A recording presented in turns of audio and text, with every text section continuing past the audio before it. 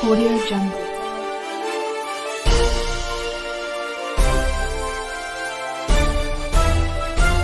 Audio Jungle.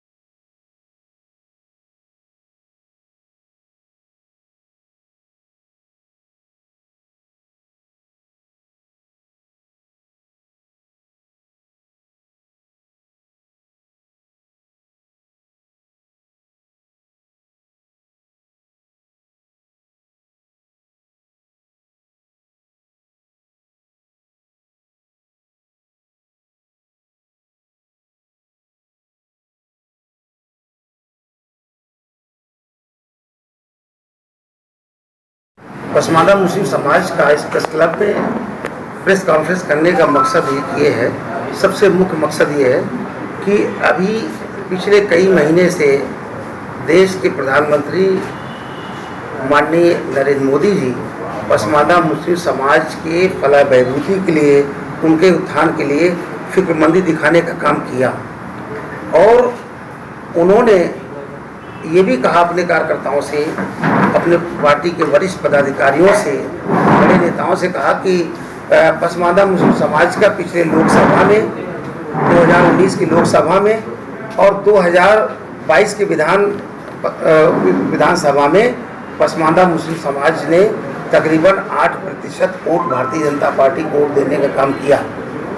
तो कहीं न कहीं उनको ये लगा कि पसमानदा समाज में ये काम किया जाए तो समाज आसानी जुड़ सकता है। ये इससे मैं इत्तेफाक नहीं रखता कि अगर विधानसभा और लोकसभा में पसमानदा मुसलमानों ने कहीं और गांव में कम पढ़े लिखे लोगों ने उनके राशन की योजनाओं से, उज्ज्वला योजनाओं से कहीं न कहीं लाभ पाकर के उनको वोट दे दिया होगा, तो वो चंद लोग हैं। लेकिन बड़े तादाद में जो पसमानदा मुस्लिम समाज के बुद्धि वर्ग के लोग हैं वो इस झांसे में नहीं आने वाले हैं। अगर उन्होंने फिक्रमंदी दिखाई और यहाँ तक गए कि उन्होंने हमारी बदहाली को जानने के लिए, हमारी समस्याओं को जानने के लिए उन्होंने केजी बालाकृष्णन आयोग का गठन भी किया।